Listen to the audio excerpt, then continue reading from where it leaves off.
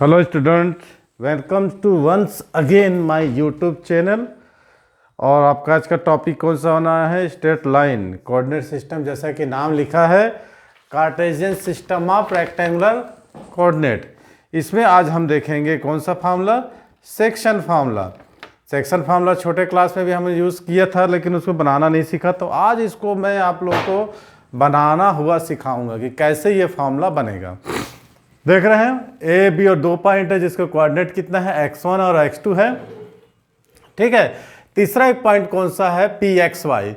अब हम A P B कौन सा? ए पी बी से हम परपेंडिकुलर ड्रॉन करेंगे ए एम पी क्यू और बी एन से। ठीक है। और ए पी से दूसरा एक और हम ड्रॉन करेंगे परपेंडिकुलर, किस पर? पी क्यू पर A R perpendicular drawn on P Q, और दूसरा परपेंडिकुलर ड्रॉन करेंगे आर एस कर देते हैं वहां पर, इसको लिखे नहीं, अब लिख देते हैं P S drawn perpendicular to B N. ठीक है, कोई डाउट नहीं ना? तो आज का हमारा वीडियो जो है इसी फार्मूला के बेस पर होने वाला है, तो बने रहिए हमारे साथ। Welcome to my YouTube channel, my name is Rajkumar and you are watching the formula for section, है ना, section formula for class 11 student. तो आज का टॉपिक आप ये लिखोगे, to find the coordinate of the point. क्या लिखोगे? टू फाइंड द कोऑर्डिनेट, है ना? क्या लिखोगे? To find the coordinate of the point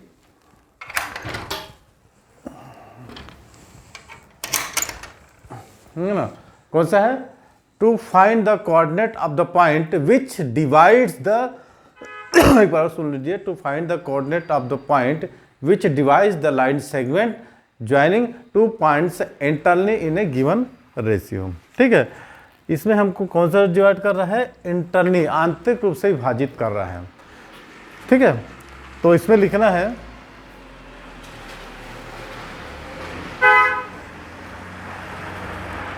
let, माना कि लेट पी, या पी दिख रहा ना, एक minute, let P X Y, let P, ये है जगह P X Y, let P X Y be the point which, let P X Y है, क्या लिखोगे? Let P X Y be the point which divides the line segment joining two given point से। A का लिखे हैं X Y Y one and B two X two Y. P जो है line ए और बी को क्या कर रहा है? डिवाइड कर रहा है। कोऑर्डिनेट किसका? पी का एक्स वाई है, ए का X one Y one, P का कितना है? X two Y to.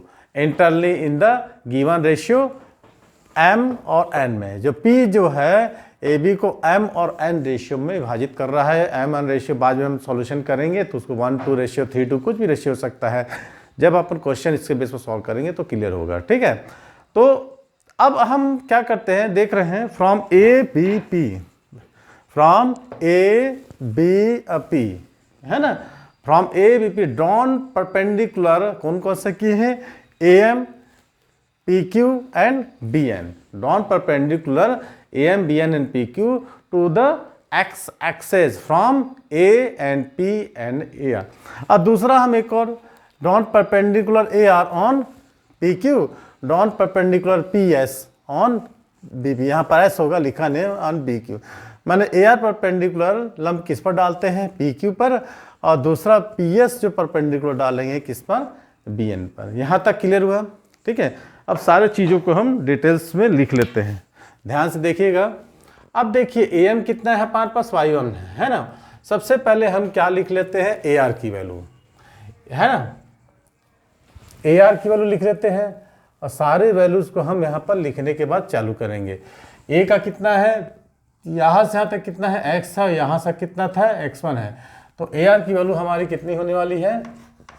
AR is equal to x minus x1। ठीक है। और PS की वैल्यू कितनी होने वाली है? PS x minus x2। अब देखिए ये PR की वैल्यू कितनी होने वाली है? PR की वैल्यू यहाँ से यहाँ तक कितना है? y है, और यहाँ से यहाँ तक कितना है? y1 है। तो ये कितना हो जाएगा? y माइनस y1, और ये कितना है? x minus x1। तो जो PR होगा हमारा कितना हो जाएगा? y minus y1। उसी तरह ये BS कितना हो जाएगा हमारा? ये S है, तो यहाँ से यहाँ हमारा कितना y2 है, और यहाँ से यहाँ ये दोनों पैरेलल होंगे, कितना है y है, तो कितना हो जाएगा y2 माइनस, है ना, y2 minus y1, bs equal to कितना हो जाएगा y2 माइनस y1, है ना, कोई डाउट? तो ये हमने सारी चीज़ों को हम लिख दिया, bs निकल दिया, y minus y1 x2 minus x1, है ना, और ये लिखा दिया हमने, कितना सब क्लियर हो गया। अब आप देखो कि इसमें से ट्रायंगल बन रहे हैं, कितने ट्रायंगल बन रहे हैं, पीएस ठीक है, हाँ x2 माइनस x1 होगा, हाँ ठीक है, पीएस यहाँ से यहाँ तक x2 और यहाँ से यहाँ तक x1, ठीक है, तो ये हो जाएगा x2 माइनस 1, ठीक है। अब देखिए हमको सिमिलर ट्रायंगल मिल रहे हैं, दो सिमिलर ट्रायंगल मिल रहे हैं ना, similar triangle APR triangle APR और पीबीएस।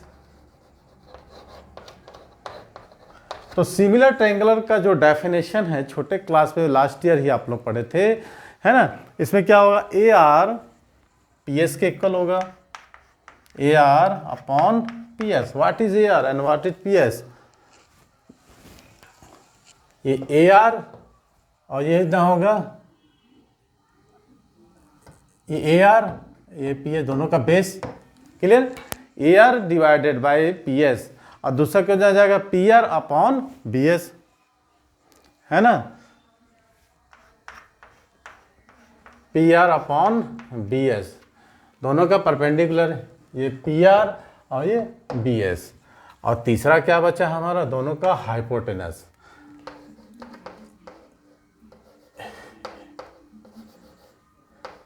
ए पी अपॉन पी बी। अब ए आर की वैल्यू हमने कितना निकाला है, x minus x1, P S की कितना निकाला है, x2 minus x1, P R की वैल्यू कितना निकाला है हमने, y माइनस y1, और बी एस के लिए कितना निकाला है, y2 minus y1 equal to m by n। ये हो गया, ये क्वेश्चन नंबर फर्स्ट मान लेते हैं, इसको सेकंड मान लेते हैं, इसको थर्ड मान लेते हैं। कोई डाउट यहाँ तक? बिल्कुल क्लियर हो रहा है। अब हम फर्स्ट और सेकंड को लेंगे, जिससे x की वैल्यू निकलेगी, फिर सेकंड और थर्ड को निकलेंगे हम लेंगे, फिर हमको किसकी वैल्यू निकलेगी, y की वैल्यू लेंगे, है ना। तो दिस इज द, ये जो निकलेगा coordinate of p will be X Y, है ना। तो चलिए निकालते हैं फ्रॉम फर्स्ट एंड सेकेंड, यहाँ पर देखते हैं, नहीं फर्स्ट और थर्ड को लेंगे, सॉरी, फर्स्ट एंड थर्ड कितना है, x minus x1 upon x2 minus x1 equal to m by n, cross multiplication करते हैं, n x minus n x1, ठीक है, is equal to m x2 minus m x1। कोई doubt नहीं ना। अब देखिए यहाँ पर हमको करना क्या है, हमको निकालना है किसकी वैल्यू, x की वैल्यू, हमको निकालना है किसकी, x की वैल्यू। तो कैसे निकलेगा, थोड़ा सा आप लोग भी ट्राई कर ले, छोटे क्लास में तो आप लोग पढ़े ही हैं, ठीक है, छोटे क्लास में आप लोग तो पढ़े ही हैं, तो हम कैसे निकालेंगे,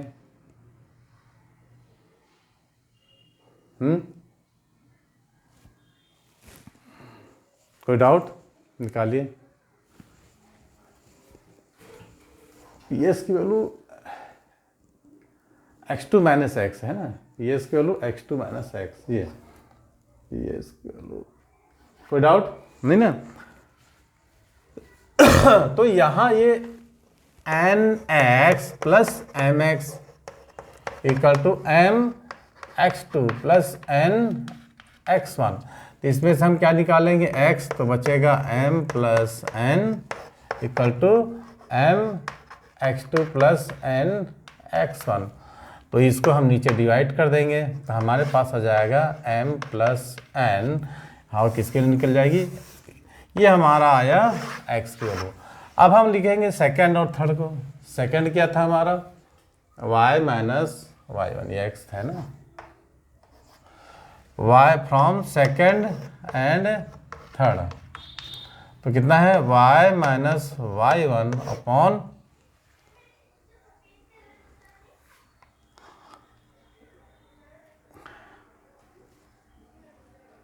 y2 माइनस y होगा, y2 माइनस y होगा, ठीक है, y2 माइनस y, तो y minus y1 upon y2 minus y is equal to कितना होगा m by N, cross multiplication को N Y minus N y1 equal to m y2 minus m y। अब इसको हम इससे ऐड कर देंगे, my plus N Y equal to m y2 plus n y1, ठीक है, क्लियर। तो इसमें से हम निकाल लेंगे क्या y बच जाएगा हमारे पास m plus n equal to m y2 plus n y1, इसको हम डिवाइड कर देंगे m प्लस n, तो ये कितना हो जाएगा, कैंसिल हो जाएगा हमारे पास, तो हमको मिला कि इसका y की वैल्यू। तो ये हमारा जो है सेक्शन फार्मूला निकला, ठीक है। ये दस the coordinate of P will be कितना हो जाएगा x y, where x equal to क्या निकला है हमारा mx2 plus nx1 upon m plus 1, और y की वैल्यू कितना है my2 प्लस ny1। एक चीज़ को आप लोग ध्यान रखेंगे, यहाँ पर a का कोऑर्डिनेट x1 y1 है और p का कोऑर्डिनेट कितना है xy है, b का कोऑर्डिनेट कितना है x2 y2 है, ठीक है। तो यहाँ से यहाँ तक का डिस्टेंस y1 है, यहाँ से यहाँ तक का डिस्टेंस कितना है y है, तो ये डिस्टेंस जो निकलेगा कितना निकलेगा y, मैंने टोटल डिस्टेंस में यहाँ तक कितना है y है, तो y1 माइनस y निकलेगा, y माइनस y1 निकलेगा, ये y है और ये कितना है ये y1 है, तो ये निकलेगा, पूरे में से हम क्या करेंगे इसको सब्ट्रैक्ट करेंगे, तो y माइनस y1, ये कितना निकलेगा ar, यहाँ से यहाँ का डिस्टेंस कितना है x है और यहाँ से यहाँ डिस्टेंस कितना है x1 है, तो x माइनस x1। अब देखिए bs कैसे निकलेगा, यहाँ से यहाँ का डिस्टेंस कितना है y2 है, यहाँ का कितना है y है, तो y2 माइनस y निकलेगा, है ना, यहाँ निकलेगा y2 माइनस y, और ये जो निकलेगा यहाँ से टोटल डिस्टेंस यहाँ का x2 में से x, और यहाँ से y2 माइनस y, है ना ये। तो ये डिस्टेंस निकालने के बाद हम दो सिमिलर ट्रायंगल लेंगे, जिसका AR अपॉन कितना होगा PS और AP अपॉन PB, और कितना हो जाएगा PR अपॉन BS को लेके हम क्रॉस मल्टीप्लिकेशन करके हम क्या निकालेंगे, ये हम सेक्शन फार्मूला निकालेंगे। अब ये जो सेक्शन फार्मूला हम निकाले हैं, इसको हम मान लो n से डिवाइड कर देंगे, तो m by n is equal to k रख देंगे, है ना। इसमें न्यूमरेटर और डिनोमिनेटर में हम किसे डिवाइड कर देंगे n से, तो ये m बाई n हो जाएगा, ये n बाई n कट जाएगा, तो m बाई n की जगह हम क्या रख देंगे k, तो हमारा जो x आ जाएगा k x2 plus x1 upon कितना हो जाएगा k प्लस 1, यह हो जाएगा। उसी तरह y हमारा क्या हो जाएगा k y2 plus y1 upon k plus 1, ठीक है, ये हमारा फार्मूला निकलेगा, क्लियर। तो ये हमारा सेक्शन फार्मूला था, इसमें भी कुछ पॉइंट थे हमारे, है ना, कोरोलरी करके हम पॉइंट निकालेंगे, देखेंगे। यहाँ तक आप लोगों को क्लियर हुआ, थोड़ा सा ध्यान से देख लीजिए, समझ लीजिए। अब इसका कोरोलरी हम देखते हैं कि क्या क्या कंडीशंस आएंगे इसमें, ठीक है, जिसको हम उपप्रमेय तुम लोग हिंदी में बोलते हैं ना। अब कोऑर्डिनेट ऑफ मिडिल पॉइंट है, coordinate of the middle point, ठीक है, इसका फार्मूला हमको कैसे बनाएंगे, मान लो दोनों के बीच में हो जाएगा, या 1/1 रेशियो में डिवाइड कर रहा है, इसको हम ऐसा डिवाइड करते हैं, कोऑर्डिनेट ऑफ मिडिल पॉइंट, ये A हो गया, ये B हो गया, इसका हो गया x1 y1 और इसका हो गया x2 y2, ये P जो हो जाएगा इसको हम ले लेंगे xy, ठीक है, क्लियर।